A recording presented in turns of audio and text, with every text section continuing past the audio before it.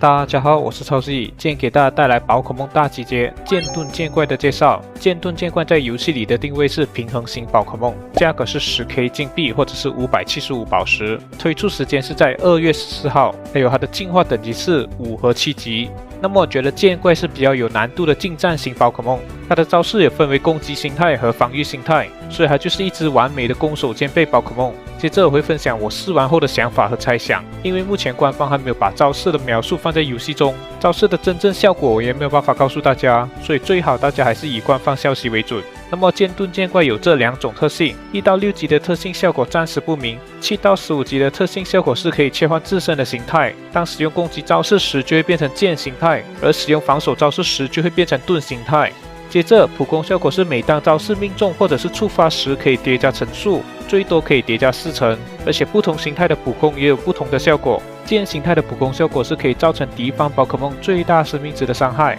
而盾形态的普攻效果是造成伤害的同时可以恢复自身的血量。然后剑盾剑怪有着攻击和防守招式，我先介绍左边的部分，也就是攻击形态的招式。第一，攻击形态初始招式，效果应该是释放影子，可以造成伤害和位移，可以用来穿墙。第二，攻击形态招式1，效果应该是对范围内的宝可梦造成伤害和击飞。那么我个人比较推荐学习这一招，因为招式命中的宝可梦数量越多，层数就可以叠加越快和越多，这样就能轻轻松松叠满4层的普攻效果，所以接下来的4次普攻都可以造成极高的伤害。第三，攻击形态招式2，效果应该是对范围内的宝可梦造成3次伤害和击飞。我觉得这个招式比招式1逊色一点，因为招式命中多名宝可梦并不会叠加越多的层数，而且击飞的范围看起来也比较小，所以唯一的好处应该是这个招式的冷却时间比较短。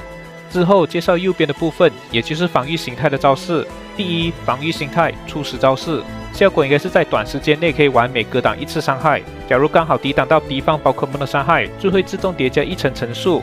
第二，防御形态招式1，效果应该是可以架起长时间免疫伤害的护盾，并且自身也会获得大量的护盾值。具体招式看起来有点像魔强人偶的招式，当敌人靠近自己也会被弹开。可是我觉得这个招式比较笨重，因为使用之后自身是不能移动的，只能稍微转动护盾的方向而已，而且这个招式完全没有任何伤害，所以这个招式的性价比可能比较低。第三，防御形态招式2，效果应该是向指定方向猛冲，并且造成伤害。那么我个人觉得招式2比较灵活，因为可以用来穿墙和免疫任何伤害，只是释放时机有一点要求，因为只有在这段读条时间内可以抵挡伤害，而且完美抵挡伤害可以直接刷2层层数，所以这个招式我觉得比较实用一些。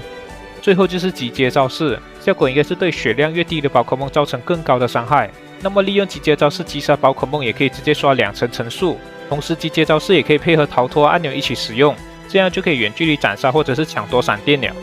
那么以上就是剑盾剑怪的介绍，我已经尽可能去测试剑盾剑怪的每一个招式了，所以这也是为什么影片来的比较晚的原因。但是我这样辛苦去研究每个招式，就是希望这个影片可以给大家一定的帮助，还有希望大家可以帮忙订阅、按赞、分享3连。我是超 Z，我们下一个影片见，拜。